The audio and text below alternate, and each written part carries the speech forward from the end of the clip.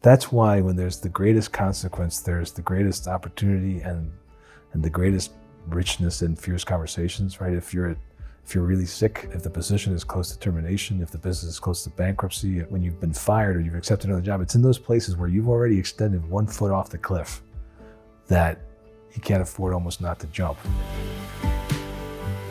Welcome to the Caring for Strangers podcast, a series of conversations about helping us find people that we want to do work in life with. Sometimes it can be hard to find those people, but I'm blessed to have people in my life who have mentored me, and I'm hoping to bring them together to help mentor you. Our guest today would attribute fierce conversations to his success through early in his career, working for large companies, taking a small company to a huge company of $100 million, through successful mergers and acquisitions. All of these places required a tremendous amount of fierce conversations. So it's hard for me to think that if you're not breathing, this conversation isn't for you, because we all have fierce conversations. And in this journey of exploring fierce conversations and being afraid of fierce conversations, all of this we're going to dive into with real inspiration, real tools, real techniques, and real stories associated with those fierce conversations. And we also can't wait to hear yours as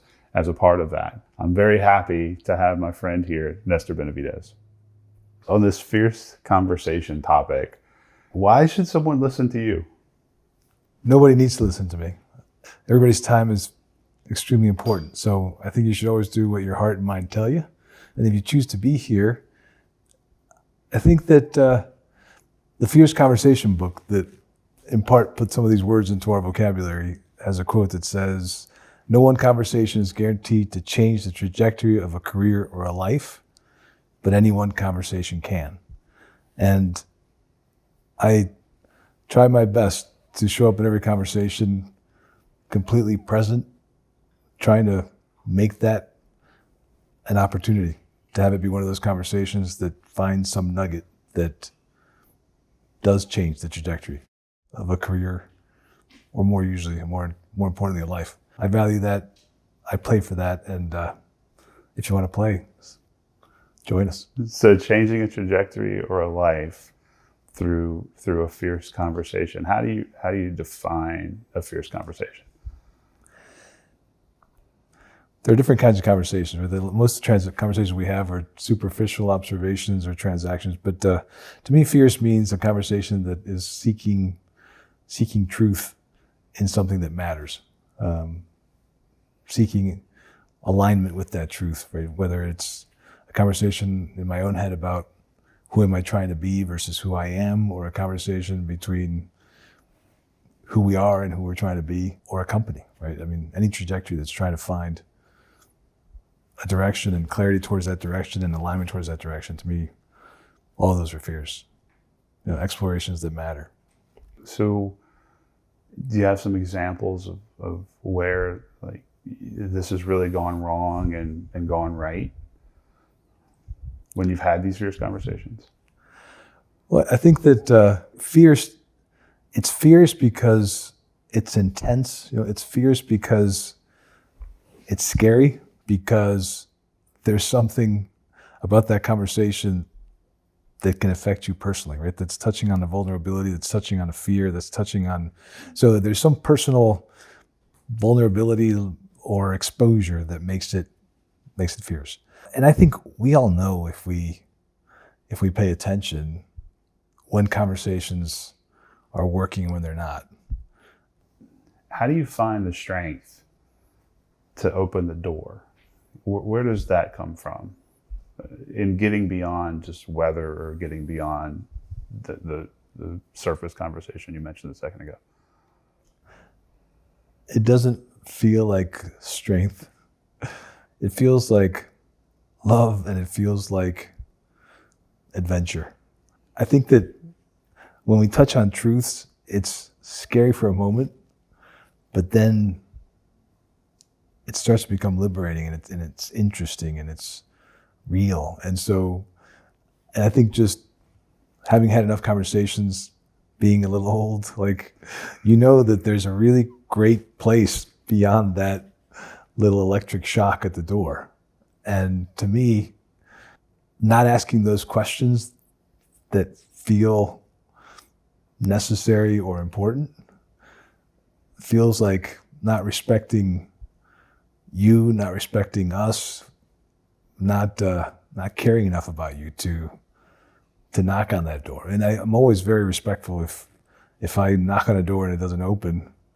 I may knock twice, sometimes even 3 times, but I will walk away from that door. I'm not kicking any doors in. But when people invite you in to a space that's, well, I think it deepens the relationship. It heightens the value of the moment and the conversation and strengthens the bond in the relationship. I have a lot of Southerner in me, and politeness is what's coming to my mind as you said that. Does that get in the way of conversations at times? Like, I mean, I just don't know how you ask the first one. You know, Yeah. like you have to get permission. What does it look like? I think it depends on who you're talking to and kind of the level of trust that already exists in the relationship. But so 2 parts of politeness. To me, politeness has a couple of components, right? Politeness means kind and considerate, which I think you should always be. Politeness means respectful. Politeness also, though, sets some arbitrary standards about don't step off the norm, right? Don't surprise people. Don't put people in an uncomfortable position. And I think that's the component of politeness that I think doesn't serve the world, is stick to the norm and stick to the easy and stick to the known, because politeness is trying to keep you from uncomfortable situations. And I think that if you stay respectful, if you stay empathetic and considerate, but you care about people, you care about the business, you care about the result of the conversation, you have to be able to give yourself the license to step into the uncomfortable and the unknown. And you asked the second part of that, which was maybe about the how?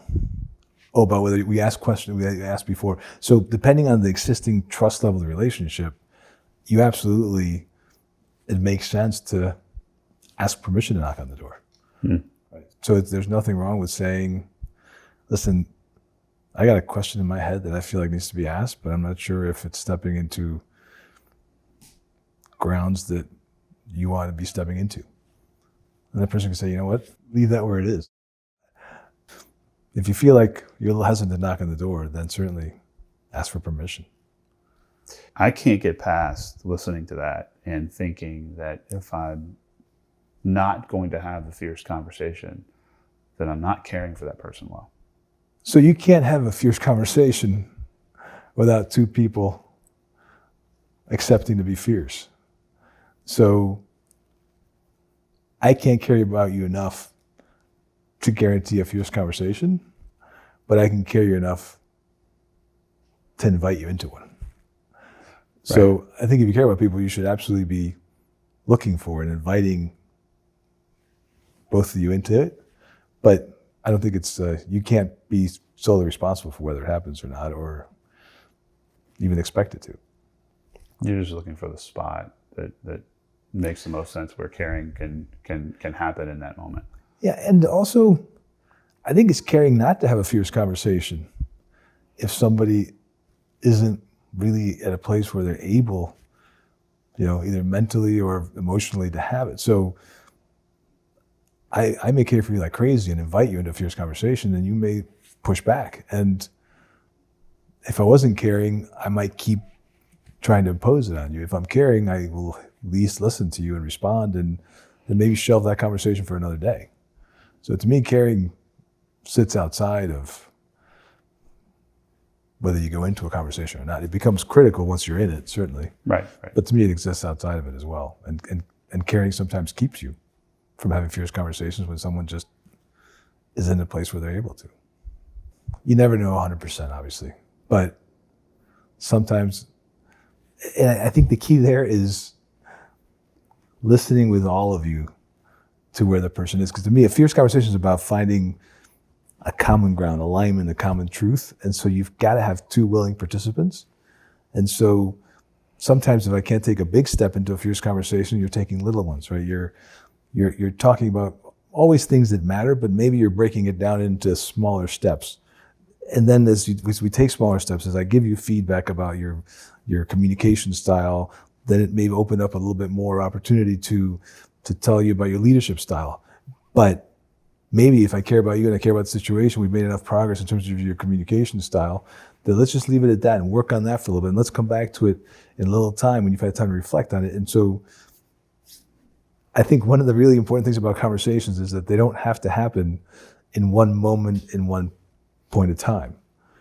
To me, conversations span conversations, right? And so allow the conversation, quote unquote, sometimes to take months, because that's the amount of time that conversation needs, right? And some conversations can happen in a 20-minute period. Yeah, and I think we just live in a world where A to B so fast sometimes. Do people usually lean into these and it happens all the time in business and in personal life, or do you find more often it doesn't happen? Like, what do you see happening in the world? So I don't think most of us set goals of, okay, I want to have 3 fierce conversations today. I'm going to try to build up to 5 a day. I think conversations or exchanges are just the way that we interact, right? The way that we interact as we try to accomplish life together, right? At home with the family, at work with co-workers. So conversations are just actions. And I don't know why I keep picturing just little atoms or molecules just kind of bouncing off each other. So conversations are exchanges. So I think they're always happening. And I think when you have people that are trying to accomplish something and are aware and in a learning process to that, then you're learning from each interaction. And so fierce conversations, in my opinion, are always out there, right? They're in every day, and it's a question of looking for opportunities to spot them and then building up the courage, if that's what it takes, or building up the awareness or the skill set or the curiosity or the desire to just try to grab them where you see them. Mm. And they're always there. The more things are wrong or intense or feel off, right? The more dynamic, the more emotional the situation, the more rich they are with little nuggets all over the place. But I think they're always there. And I think that it's just about looking for and amplifying moments of exchange into more meaningful opportunities. And to add to that, would it be fair to say that if there's a conversation that you feel a lot of angst over having, that's the one you need to have? Okay.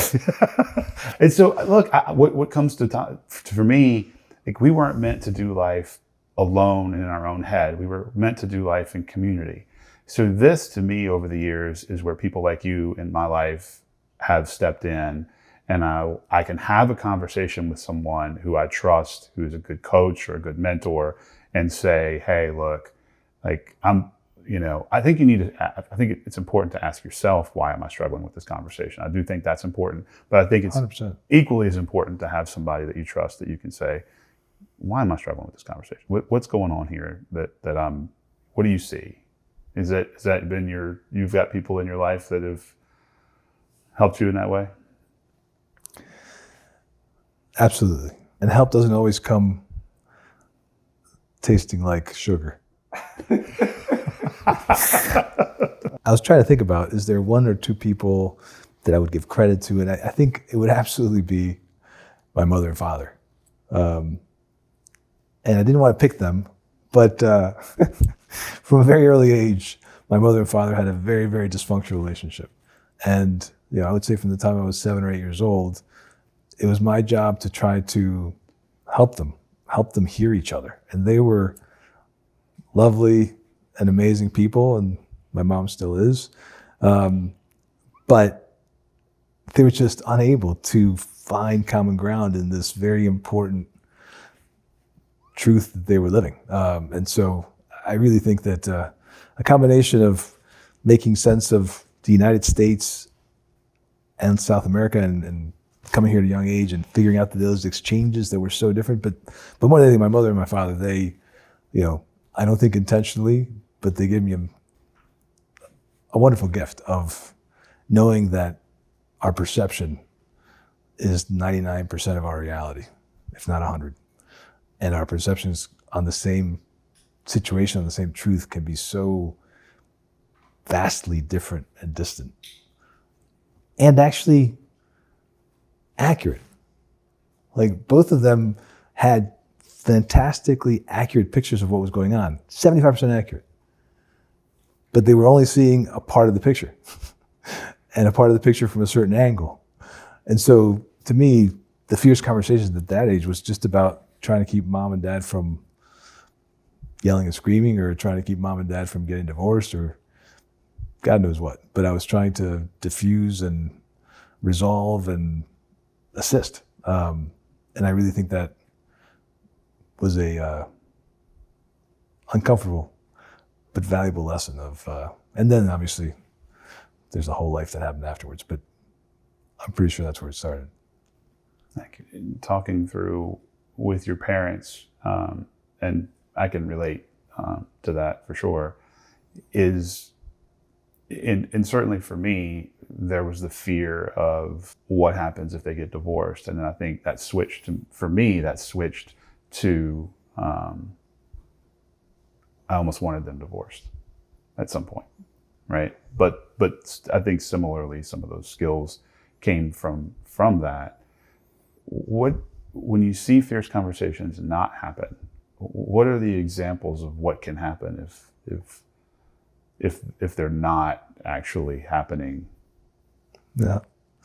You were asking earlier about the courage to have fierce conversations, and I think it takes more courage not to have them, because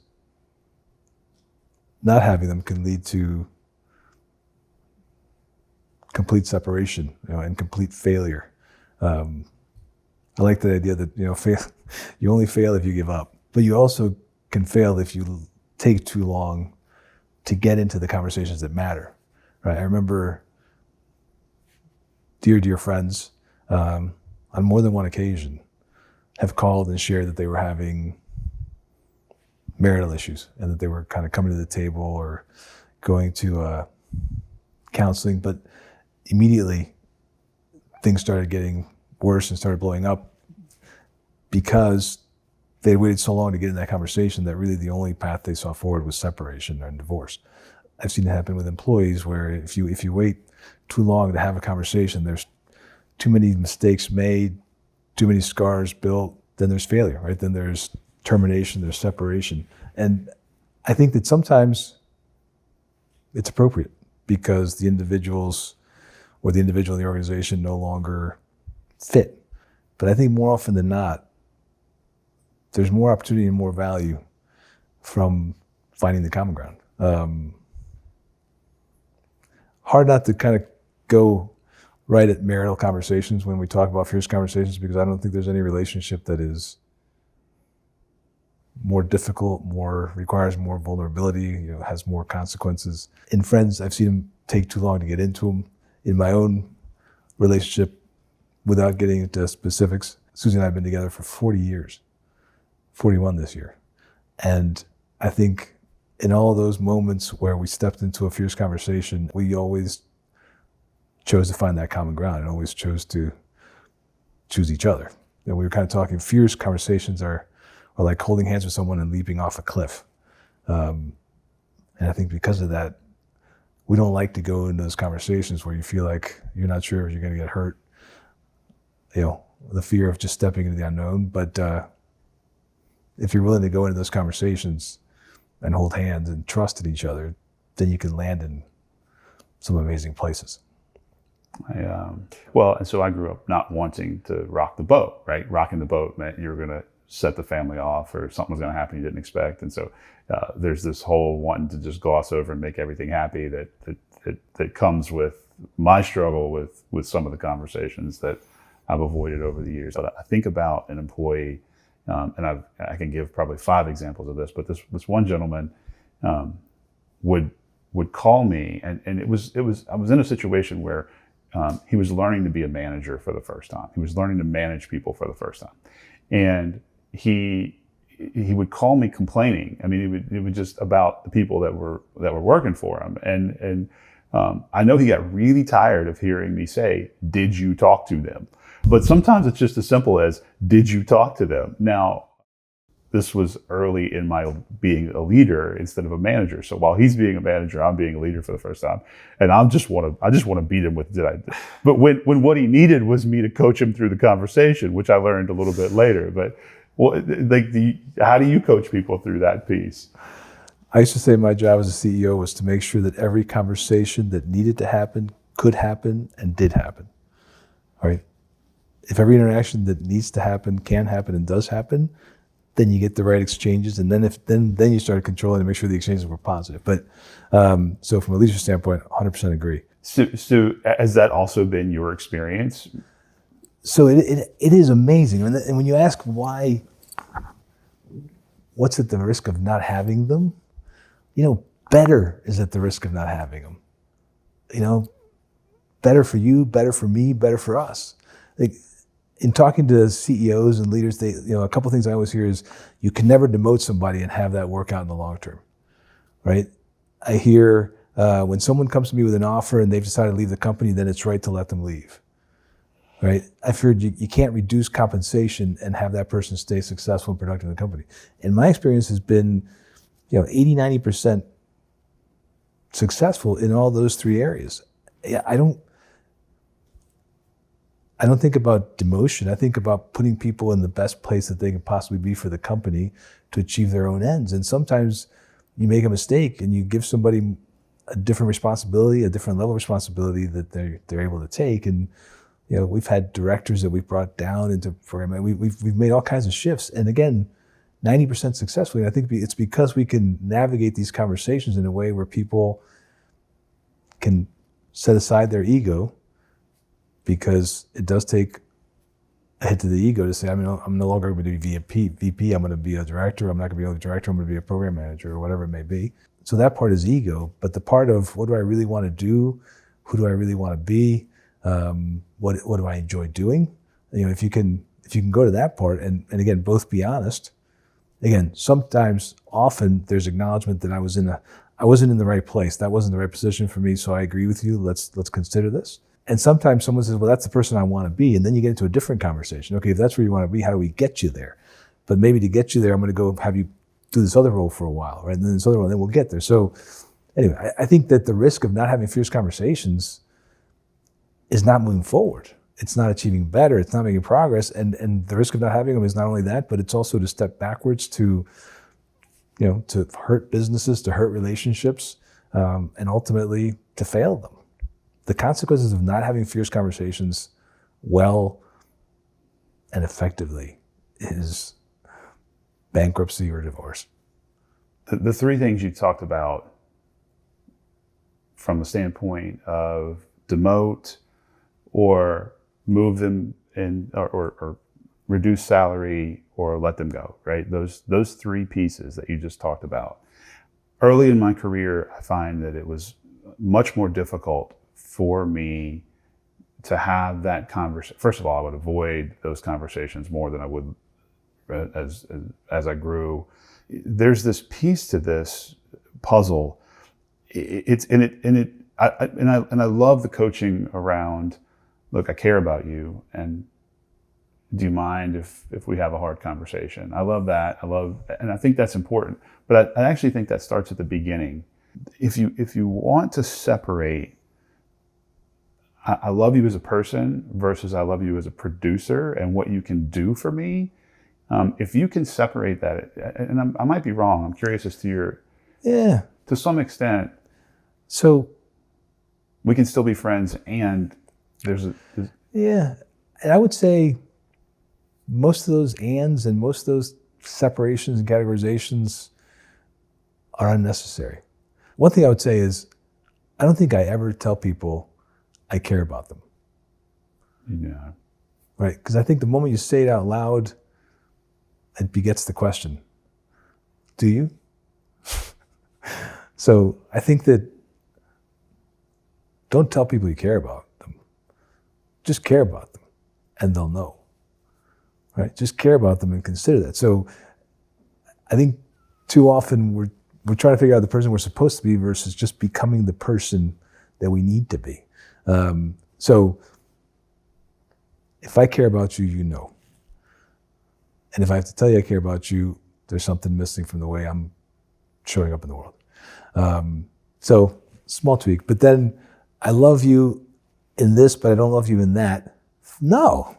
I love you, period. I love all of you, right? Like there's no compartmentalization to my care for you, my concern for you, my respect for you. And so it's about actions versus people, right? So it's about the things you're doing, not the person you are. So you're not somebody different as a director than you are as a person. I love you as a person, but I don't like you as a CEO. That's still two people. So I think that the separation is, I love you as a human being, as a person, as a professional, as all of it. And here's what the business needs. Right? Here's what the role needs. Right? Here's how you're showing up.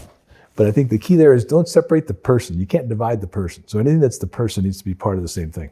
I care about you in all aspects of who you are. Now the role isn't the person. Right? And so I don't love the role, I don't love people. So I just wouldn't divide love or respect or care into multiple pieces. I would keep those as absolutes to you. And then let's talk together about this other stuff. The role, the skill set, the training, the direction, the actions. I don't know if that makes any sense. It does. Deeply learning right now of loving this.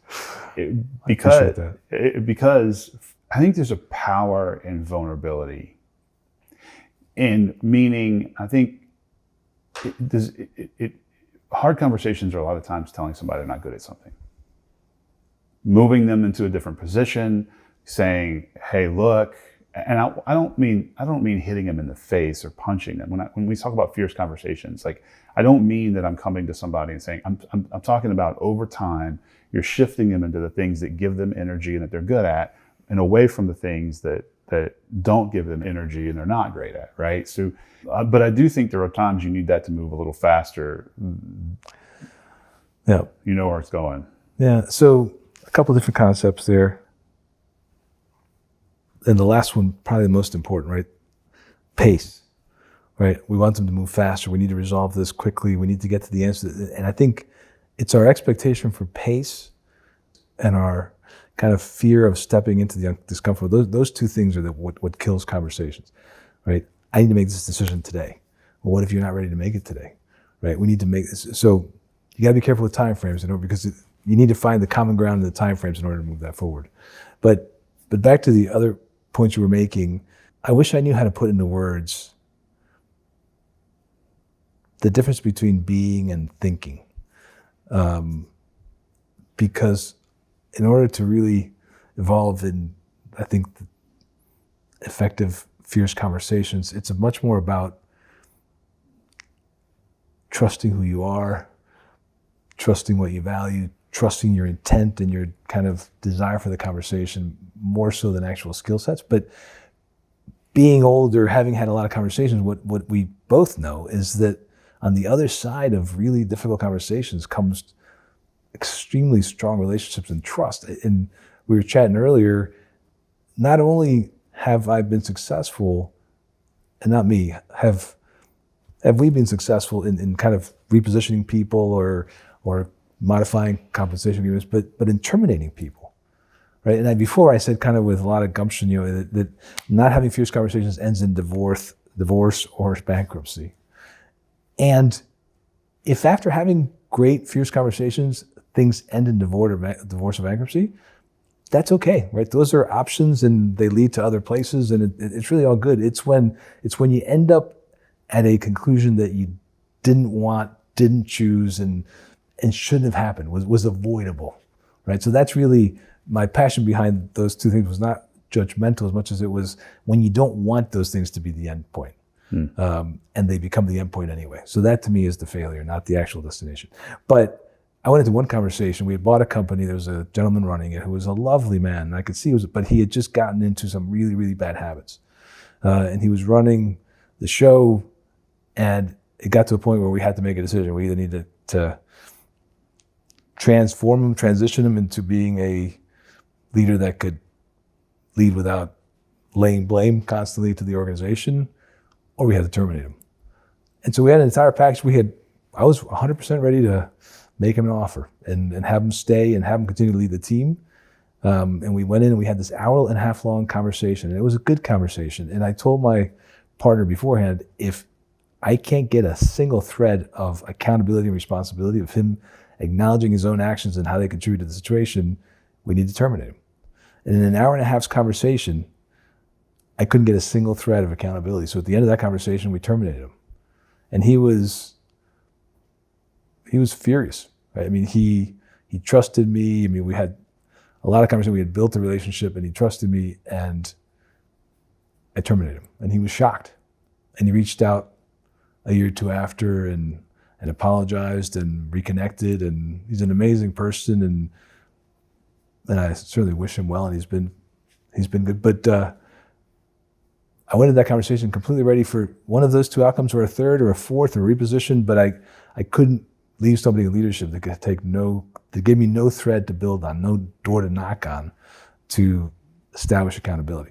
But lovely human being, strong relationship, ugly moment, and he reached out. And then there's a long list of folks that I've terminated. We had another situation where we had a leader of a department that myself and my partner had to terminate, and I gave the majority of the blow. I mean, I shared 90% of the details of her termination, the why, and all of it. And at the end of the conversation, we needed to go to her house to sign the severance agreement. And she asked if I could be the one to come. And we offered her the opportunity of having HR go. And she said, no, I'd like for you to come. And when we got there, she cried, we cried, I gave her a hug. And she said, you've been fantastic and I appreciate everything, but I don't want to see your partner ever again. And I said, but he barely participated in the conversation. And she said, I know you care about me, right? I know you're trying to do the right thing. I'm going to be fine. But I got the sense that your partner was just checking a box and just knocking out his 3:00 meeting. So the outcomes of fierce conversations can be drastically different depending on who you are when you show up into it. Someone we both know who got sick and was an employee, and I tried to find a way. Things were wrong in work, and I tried to find a way to have that person let me in. Even talking to people they know, like how do I get through? But never was that available. It's a regret that come to find out the person dealing with a lot, cancer, etc. And you feel like if they would have let me in, like, is there a way that we can talk about what's possible and what's not possible and just redesign this in a way that works for everybody, right? Like, that's what I badly wanted to do. And that wasn't available. And I don't know, it still makes me sad. So we've known each other long enough that could apply to maybe like 3 different people we've known together.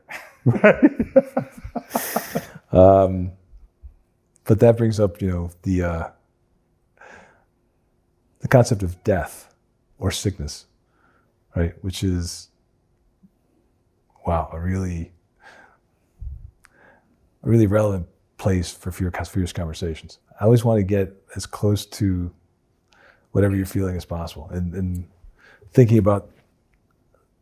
I know who you're talking about, but there was somebody else that we both know that got very sick who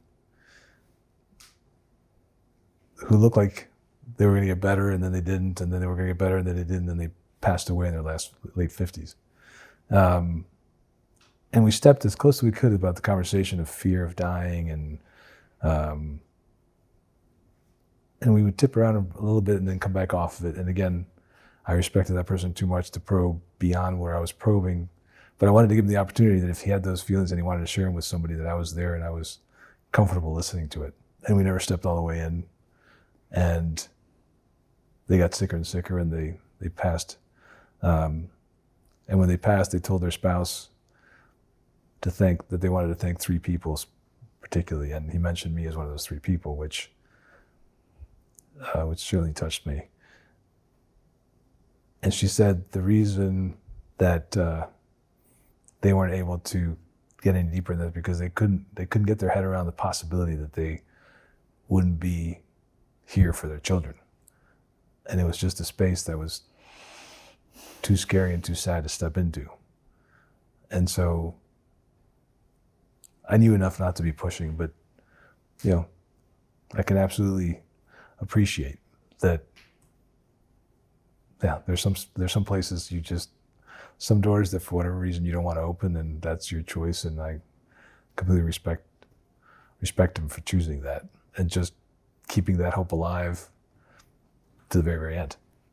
But I think that's why when there's the greatest consequence, there's the greatest opportunity and the greatest richness in fierce conversations, right? If you're really sick,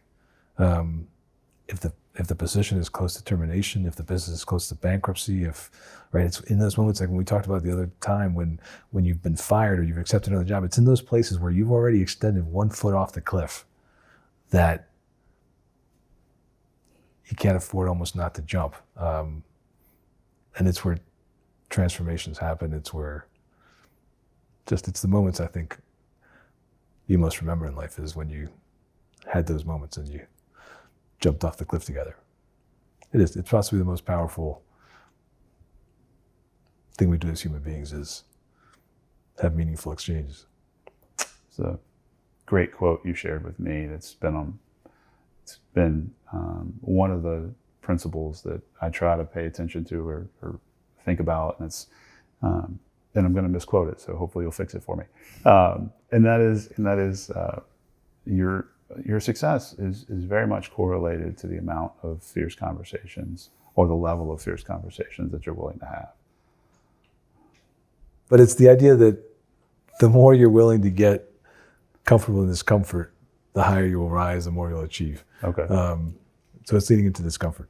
To me, I tend to go to the theoretical, right? I tend to go to the absolute truth, and I think all those things are very relevant and important. But most people don't want to have that part of the conversation. Like, to me, I think we seek truth, right? And when we're exploring truth together, there's an addictiveness to it. Right? It's exciting, it's real, it's adventurous. But stepping away from the why fierce conversations are necessary, like I probably spend a couple of decades much more in the how, right? Much more in the behavioral how, so I think even if you don't kind of land with the ideas of ego affecting the relationship and the seeking truth, right? But if you step it off simply to wanting to have great relationships and successful businesses, right? If you just step it into the success of the things that you're probably already thinking about, dreaming about, wanting to have good relationships with your children, right? So this conversation is relevant to you, I guarantee you. And if this part of the conversation or this way of having the conversation doesn't make sense, stay curious as to what the conversations mean and how you can be good at them, because on all levels, on the why level, on the philosophical level, on the spiritual level, on the tactical level, becoming great at conversations, becoming great at communication, becoming more aware of people and caring and empathy will serve you to whatever end you're trying to achieve. Well said, sir. Very much appreciate this. This has been great. I think there were some really good key takeaways in that piece. The one that has this ever happened to you, I guess is probably the best way to say this, meaning you walked into a fierce conversation and it got triggered from something that you believed to be true, and through the fierce conversation you realized that maybe it wasn't true.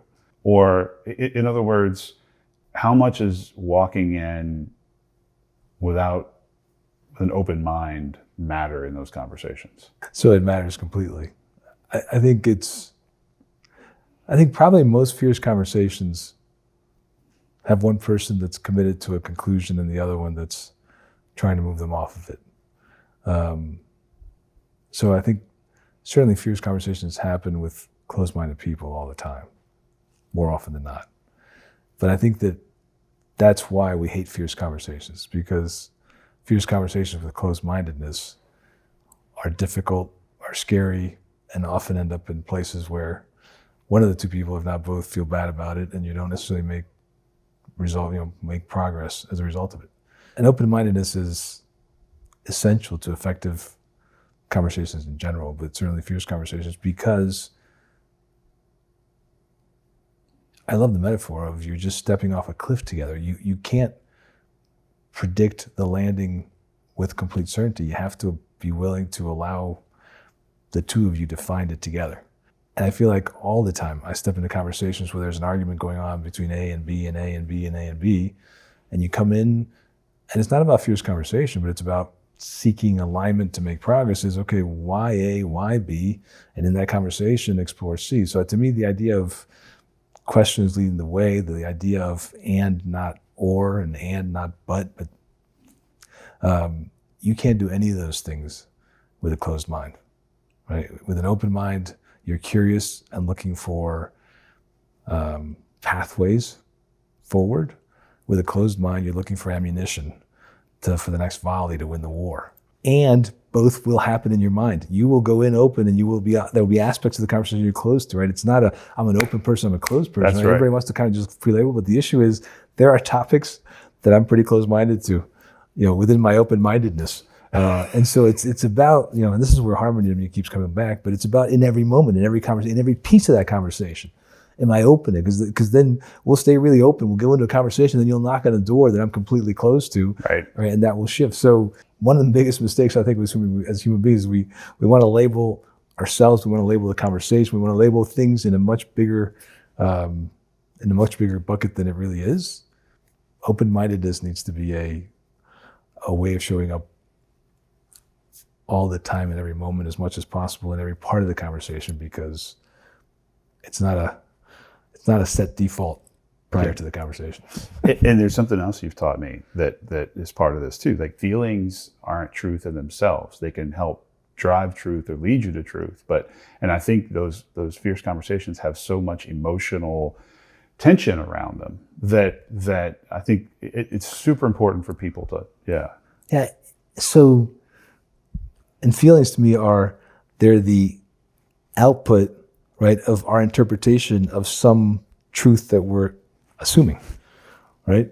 And so both things, right? So A, you have to be aware of those feelings, because they are sending signals about your interpretation of some truth that you're calculating, because it's probably not the exact truth. So you need to use it as sensors, but in the conversation, the more you can show up without, and I want to say without feeling, but that's not appropriate, because you have to show up with empathy and with care and concern. But you have to shelve the feelings of the conversation on the side and deal with the facts of the conversation, but keep a thread open to the emotion of the human being. And that's actually the sweet spot, right? I can't shelve my emotion for how much I care about you in this conversation, but I need to shelve my emotion of the discomfort I have with having to terminate you, or the judgment I may feel for having to. I need to shelve that part of the emotion, but I need to keep the emotion on the table, because otherwise, if I shove all the emotion, you feel no care and concern, and you don't trust me. And if I bring all the emotion into it, it keeps me from being able to assess the realities and the facts of the situation. So that's why fierce conversations are so difficult. It's because they require us to operate on a level that most of us don't train ourselves into. And that's why I react to the words you said before of, I love you as a person, I don't love you as a director. Because then you start to you try to make that granular shift, but still at the human level. You need to make that shift, but between the human and the facts and the truth and the actions, and I could talk about this forever. I could too. Okay, but to land the plane a little bit here, Yeah. Clearly we both have a huge passion for this topic, and clearly if we would highly encourage people to reach out. We love this conversation. Yell at us. We'll have it in particular ways, in the right format, et cetera. But also find somebody who can guide you and coach you. I think what I take away from this is it's a journey to get to the point where you even get semi-good at doing this, right? And so make sure you got somebody that's helping you and guiding you through this. And we love this topic, and we'd love to hear more about this topic from others. I think this is a topic that you could write 12 books on. And I think that the more we make this out in public and the more we make it open, not just us, but everybody listening, I think that's super important. But I appreciate it, man. Thank you for spending the time talking about this. Thank you. Thank you for listening to the Caring for Strangers podcast. If you like the episode, we would love for you to leave a comment or a rating, or just pop in and say hello. Head over to caringforstrangers.com to reach out to us.